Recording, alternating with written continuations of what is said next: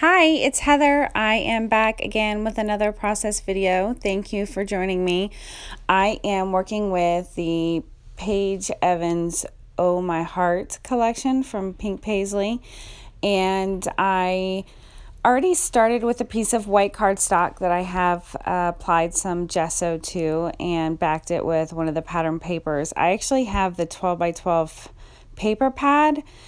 And I also used one of those pattern papers in that pad. It sort of has an ombre, like yellow down to dark pink, to cut out my title, which is also a Paige Evans cut file. And I actually edit out a lot of the backing of this file because I've done this a lot. It's nothing new. A lot of people have done this technique, and every time it's beautiful. It turns out great. You can't really go wrong with it. However, for this cut file, I created so much more work for myself. I don't know why I did it this way, but so first I am just going through some of the papers to determine which word would be backed with what pattern paper. And because the cut file was actually already so colorful, and I knew that I had planned to add some mixed media to the background, the white cardstock, I cut out the papers and just lined them up on my desk before I actually started gluing them, because I wanted to make sure that the color was spread out and I wasn't adding, like, it's kind of hard to explain, but you'll see what I mean. So because the cut file is already in a pattern paper, if it were in white cardstock, if I had cut it in white cardstock, then I wouldn't have paid so much attention to it. But because it was already cut out of pattern paper, I wanted to see how it all looked together before I started gluing it down. But I did it the long way. And so if you decide to use this cut file, don't do it the way I did it. I cut out strips of the paper mainly so I could just see what it would look like up all lined up. And then from there, I traced the entire word on the paper and started to glue it down. And it took me a very long time to cut out all the little spots in between. And really, the part of the cut file that should be backed is like there are little areas in each letter. And I should have just traced those areas instead of gluing the whole thing on and then going from there, because there were so many little tiny crevices and it took me such a long time. But there, it's all done. And I'm showing you the shimmer products that I had planned to add to my background. And that's just a little book that I use to swatch all of my colors. Makes it easier to determine what matches and what doesn't match. I am really happy with the way that this turned out. And you know, when I start adding mixed media, sometimes I go a little overboard, and sometimes I think I add a little too much, but I made it work. And so that is another page out of the paper pad. And I am backing my photo with one of those little cut apart cards, which I normally wouldn't have done. I really liked that piece, that part of the cut apart, but my paper pad, when I got it, had a big hole in the middle of the sentiment. So this was the only way that I could use it without the hole being visible. So I had backed my photo with a piece of vellum and then just going through the embellishments to figure out what else I wanted to layer under it. And right now I have that card.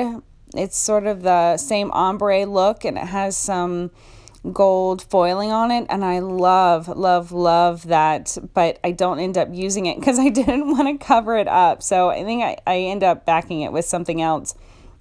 And I think actually you can print that card on your silhouette through the Silhouette store. It's available. I think Paige Evans has it. But I loved all the colors and I loved all the embellishments, and it's so hard to edit what you want to put down because you want to use so much of it. But because I had such a huge title and there was already so much pattern going on, I really didn't use as many embellishments as I normally would.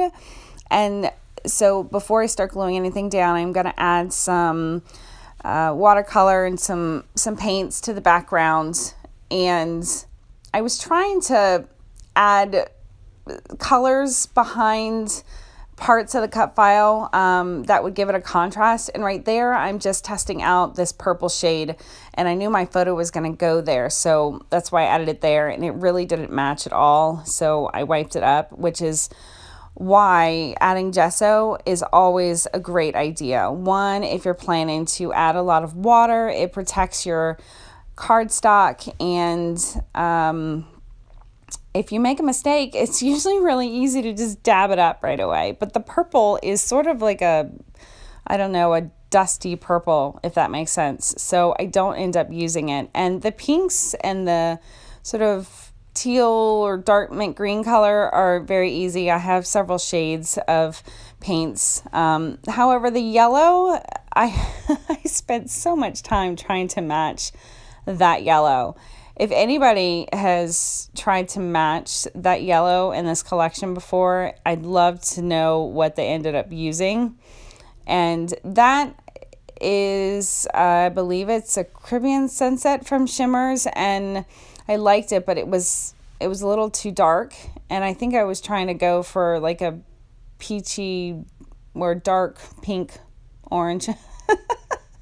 Does that make sense? Anyone who has ever tried to match watercolors to pattern paper knows my pain. So I was lining up. I keep taking the cut file back and forth just to see how it looked underneath. And so here I am trying to add more of that yellow, and I end up mixing quite a few colors from my Gansai watercolor set there that you see.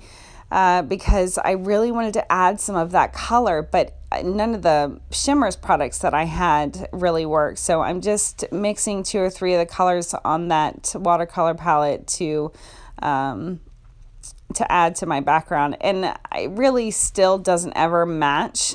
It's more of a mustard yellow kind of, and most of the yellows I have are bright, which is why I pulled out that Gansai watercolor palette, because it's got 2 or 3 different shades. So I end up going with that, and as you can see, it really doesn't match, but it's enough. There was a lot of that dark mustardy yellow in the cut file, as well as in the pattern papers and embellishments, that I really wanted to have some of that on the background. So even though it doesn't really match, it's enough for me. So at this point, I kind of had figured that I was going to add my photo in the largest spot, or really the only spot available, which is to the right of the words have in 2B. And sometimes I get so involved in adding my embellishments and my photo, and especially on a layout with a big title like this, which is really, besides the photo, the focal point, I didn't even think about where I was going to add my journaling. And I am, if you watched any of my previous videos or follow me on Instagram, I'm not a huge journal person. I definitely add the names and, where we might be, if it's somewhere special, or if it's a holiday, if we're celebrating something. And I always try and add the date, and not necessarily the exact date, but I usually get the month and the year. But this particular photo, I wanted to add a little bit more than I normally would, just because of what the photo was about. And I chose this cut file for this layout and picture because it really does sum up what was going on. It is a picture of my daughter in the emergency room, and she is fine. But we had an earring mishap, right? Mother of the Year award goes to me. She's 9, and I try to remind her without standing over her 24/7 to clean your ears, brush your teeth, brush your hair. But anyone with kids knows that you got to give them a little bit of space, and sometimes you have to trust that they're doing what they're supposed to. And it's as much my fault, if not more than hers. But her earring had started to get embedded in her ear, and yeah, I know it's kind of gross and scary, and it turned out to be really quick to resolve at the emergency room, but have you ever tried to like pull an earring? I didn't want to pull it out and cause her any more pain, and I was trying to be more gentle than I should have. I just should have put a little bit more force, but I was more scared than she was. So we're in the emergency room, and we're there for 5 minutes, and the doctor gets it out. So, but I was terrified because I'm thinking surgery, and her ear is going to be deformed, and there's nothing worse than your imagination sometimes. So again, life doesn't have to be perfect to be wonderful, and it's not perfect. I'm not perfect. Being a mother is never perfect. So I usually document mostly good things, but you have to document some of the bad things too. And this wasn't as bad as I had thought it was going to be that day. But anyway, so because the title was so big, I didn't want to add a ton of embellishments. And again, I'm adding elements and some of those the sticker book from Paige Evans. I added some of the strips to layer behind my photo. And if you noticed, I pulled that card out that I originally had layered underneath of my photo, the one that I really love, because I decided I didn't want to use it because I knew most of it would be covered up. All right, that's like the hoarder's curse. Y'all know what I'm talking about. So anyway, I'm adding all of this, and then I realized that my journaling really doesn't have a good home. I didn't want it to interfere with the title, and like I said, I wanted to write a brief paragraph about what was going on in this photo, and so I end up writing it over some of the mixed media below the photo, and it works. And I wish I had thought or planned for that beforehand, because with such a big title, it really doesn't lend to a lot of flexibility, but I make it work. So again, I'm just going through the sticker book because there's so many choices, and I want to add it all, but obviously there's only so much room on a 12 by 12 layout, and you can't get any bigger than that. I suppose you could, but I think you'd have trouble storing them. So I felt like there needed to be some embellishment across the title. Again, I didn't want to add too much because there was already so much pattern. So I just added some of the little heart stickers in the sticker book. And right here you see I am adding some lines with my pencil first. And this was a mistake or it wasn't a mistake, but I usually write the journaling, and if I write lines, because I don't want it to be crooked, because if I don't, it will be crooked.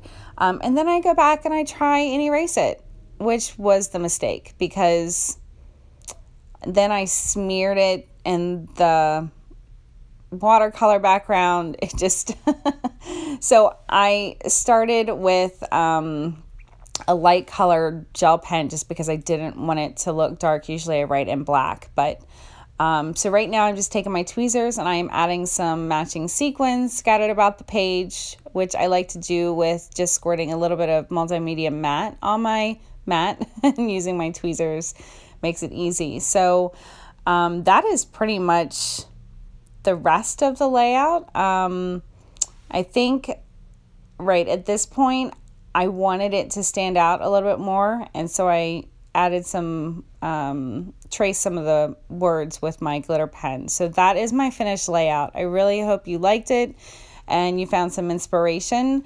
I appreciate you watching. Please hit like and subscribe, and I will be back soon with another layout. Thanks again for joining me. Have a great day.